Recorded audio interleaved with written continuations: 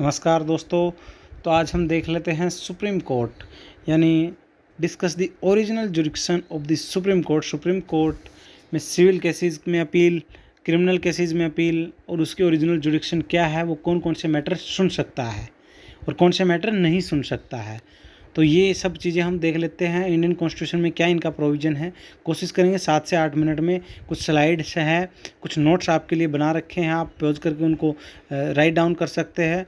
ये LLB हो, LLM हो, इंडियन कॉन्स्टिट्यूशन का कोई भी एग्ज़ाम हो, सभी के लिए बड़ा इंपॉर्टेंट है। और वैसे भी एक आम इंसान होने के नाते भी ये जानना बहुत ज़रूरी है आपके लिए। तो आइए शुरू करते हैं सुप्रीम कोर्ट।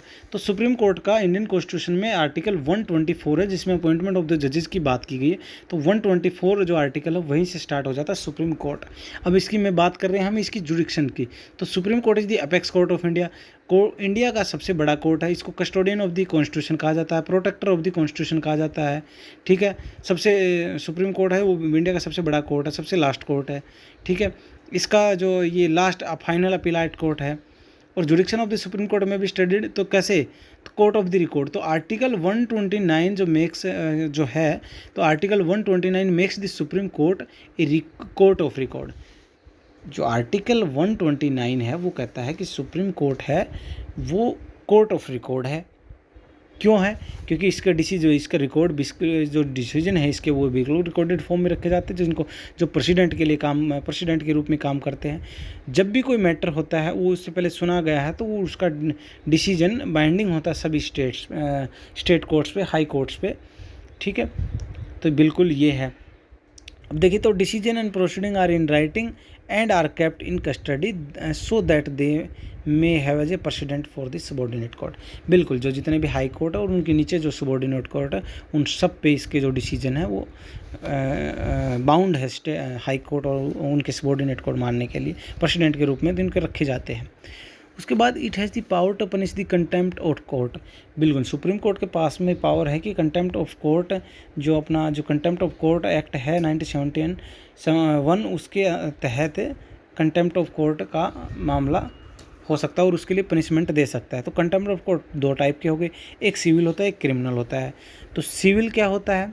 सिविल होता है कि wilful disobedience of any judgment और डिक्री, डायरेक्शन, ऑर्डर, रिट और other process of the court, कि जानबूझ के, मन मर्जी से जानबूझ कर कोर्ट के जजमेंट को, डिग्री को, डायरेक्शन को, ऑर्डर को, रिट को नहीं मानना, ये हो गया सिविल, विलफुल डिसओबीडियंस। और क्रिमिनल क्या होता है कि सच एक्ट और स्टेटमेंट विच क्रिटिसाइज और interference in the judicial process. Judicial process को आप ब्लेम कर रहे हो, आप क्रिटिसाइज कर रहे हो, आप उसको गलत बता रहे हो, है ना, उस पर गलत जजमेंट पास कर रहे हो, ये सब क्रिमिनल में हो गया। तो 2 टाइप के हो गए, क्रिमिनल और सिविल। ठीक है, उसके बाद Delhi judicial service union versus state of Gujarat का ये केस है जो कंटेम्प्ट से रिलेटेड है, कोर्ट कंटेम्प्ट से।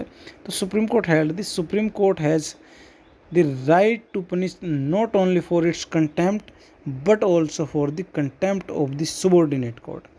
तो इसमें ये कहा गया कि कंटेम्प्ट ऑफ को सुप्रीम कोर्ट में किया है उसी के लिए पनिश नहीं कर सकता, सुबॉर्डिनेट कोर्ट में भी अगर आपने कंटेम्प्ट ऑफ कोर्ट किया उसके लिए भी सुप्रीम कोर्ट पनिश कर सकता है। उसके बाद देख लिए केस और है, supreme court bar association versus union of India. ये जो केस है लैंडमार्क जजमेंट है, आप इनको नोट राइट डाउन कर सकते हैं। ठीक है, और इसमें क्या कहा, supreme court said that the power to punish for contempt to maintain the dignity of whole administration of the justice and judiciary. ठीक है, इसलिए पनिश किया जाता है कंटेम्प्ट ऑफ कोर्ट के लिए, ताकि जुडिशरी की डिग्निटी बनी रहे, उसके साथ कोई छेड़खानी ना हो। बिल्कुल, ये इन रेफरेंस अरुंधति रॉय का केस है 2002 में। उन्होंने एक नर्मदा सरोवर प्रोजेक्ट से रिलेटेड कोर्ट का कोई ऑर्डर था, उसको क्रिटिसाइज़ किया था, ओपनली क्रिटिसाइज़ किया था। तो इनको 1 डे का इम्प्रिजमेंट और फाइन 2000 रुपये फाइन दिया गया था कंटेम्प्ट ऑफ कोर्ट के लिए। ठीक है, उसके बाद ओरिजिनल जुरिडिक्शन क्या है, तो आर्टिकल 131 यानी 131 provides that the supreme court है original jurisdiction in any dispute. कौन कौन से डिस्प्यूट की? State government of the India और 1 और मोर स्टेट। कोई भी कॉन्फ्लिक्ट, कोई भी डिस्प्यूट आ गया, जैसे कि सेंटर और स्टेट के बीच में तो सुन सकता है। ठीक है, सेंटर और 1 और मोर स्टेट के बीच में है तो सुप्रीम कोर्ट हियरिंग कर सकता है। और between the government of India और एनी स्टेट और स्टेट ऑन 1 साइड एंड 1 और मोर अदर स्टेट और जस्टिस साइड। उसके बाद में आप देखिए इसमें केस देख लेते हैं हम, तो बिटवीन टू और मोर स्टेट, आपस में स्टेट्स के मैटर्स है वो भी सुप्रीम कोर्ट हियरिंग कर सकता है। अब इसमें केस देख लेते हैं, state of Kerala versus general manager southern railway. ठीक है, तो supreme court held that the case by the state government against the railway administration falls within the scope of original jurisdiction. ठीक है, आर्टिकल 131 में ये आ जाएगा कि एक स्टेट रेलवे एडमिनिस्ट्रेशन पे केस कर रहा है तो बिल्कुल स्टेट को सुप्रीम कोर्ट उसमें हियरिंग कर सकता है under article 131, because the railway administration represent the government of India.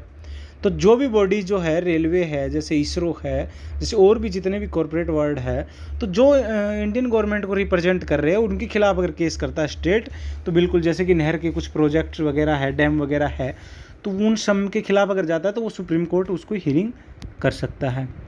ठीक, उसके बाद केस देख लीजिए कि यूनियन ऑफ इंडिया और स्टेट ऑफ राजस्थान के केस में क्या हुआ।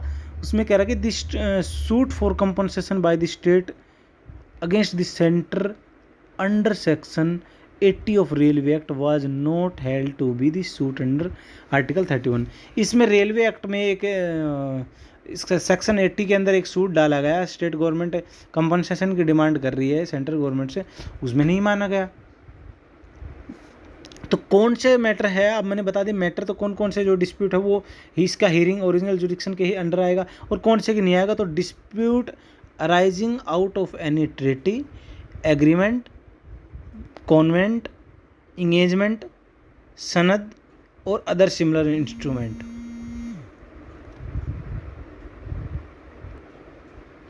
उसके बाद में अंडर आर्टिकल 362 पार्लियामेंट में by law exclude the jurisdiction of the supreme court in dispute with respect to use, distribution और कंट्रोल ऑफ दिस वाटर और वैली से रिलेटेड जो डिस्प्यूट होंगे अंडर आर्टिकल 362 में जो आएंगे, पार्लियामेंट जिनको लॉ बना के एक्सक्लूड कर रही है, वो सब आप सुप्रीम कोर्ट की ओरिजिनल जुरिक्शन में नहीं आएंगे।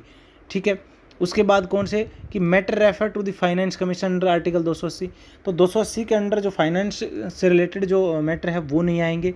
और the adjustment of the certain expenses between the union और द स्टेट अंडर आर्टिकल 290 में जो आर्टिकल के अंडर जो है यूनियन और स्टेट में जो एडजस्टमेंट हुई है कुछ एक्सपेंसेस को लेके, वो नहीं आएंगे। अब बात करते हैं अपीलेट जुडिक्शन की कि अपीलेट कैसे, तो उसमें क्या है, now we consider the appellate jurisdiction of the supreme court. The appellate jurisdiction can be divided into 4 main categories. कौन कौन सी कैटेगरीज में आते हैं अपील, किन किन मैटर में आप लेके जा सकते हो, constitutional matter, civil matter, criminal matter और स्पेशल लीव टू अपील। ठीक है, स्पेशल लीव पिटीशन भी बोलते हैं उसको, SLP। तो स्पेशल लीव टू अपील, तो अब अपील कॉन्स्टिट्यूशनल मैटर में कैसे जाएगा आप, कॉन्स्टिट्यूशनल मैटर में जाएगा article 32 writ petition direct supreme court, high court 226 में, 32 में, 32 में आप जाओगे सुप्रीम कोर्ट। अपील सेल लाइड अंडर आर्टिकल, ये रिट पिटीशन मैंने 32 बता रहा हूँ, और इसमें क्या ये अपील में क्या बता रहा हूँ मैं, अंडर आर्टिकल 132 है, ये क्लियर करें आप, 32 अलग है, 132 अलग है। तो under article 132 an appeal shall lie to the supreme court from any judgment, decree and final order of the high court. High court का कोई भी ऑर्डर है, कॉन्स्टिट्यूशनल मैटर पे हाई कोर्ट का कोई भी ऑर्डर है, उसकी अपील के लिए आप सुप्रीम कोर्ट में आ सकते हो आर्टिकल 132 में। ठीक है, हाई कोर्ट के फाइनल ऑर्डर के, चाहे वो क्रिमिनल हो, वेदर क्रिमिनल और सिविल प्रोसीडिंग। और requirement to that the high court must give a certificate under the article 134A that the case involves a substantial question of the law. देखो आप supreme court आ रहे तो substantial question of law होना चाहिए as to the interpretation of the constitution के interpretation में। ठीक है, अब above jurisdiction requires the following condition. कौन कौन सी कंडीशंस होंगी, वो कंडीशंस ये हैं कि अपील में आने से पहले कंडीशंस क्या है, जजमेंट, डिक्री और ऑर्डर मस्ट बी फाइनल। आपकी जजमेंट हो, डिक्री हो या ऑर्डर हो, वो फाइनल होना चाहिए। उसके बाद उसमें involvement a question of the law as to the interpretation of the constitution.